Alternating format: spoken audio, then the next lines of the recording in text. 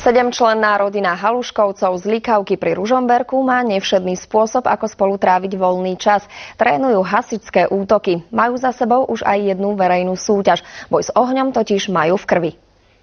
Rodine Haluškovcov určite dom nikdy nevyhorí. Všetci jej členovia sú totiž dobrovoľní hasiči. Haluškovci do toho! Pán František na čele, jeho manželka Danka a ich 5 detí. Juraj, Danka, Michal, Stanka a Františka. Také je zloženie jedného hasičského dobrovoľného družstva z Likavky. Táto rodina spojila, ako sa hovorí, príjemné s užitočným. Je to dobré, lebo sa udržuje aj rodina, aj športové. Dobre si myslím. Najnovším členom Ferry tímu, ako sa Haluškovci nazvali, je pani Danka. Oni všetci cvičia, takže vedia to už. Tak ja som sa len troška priučila, no.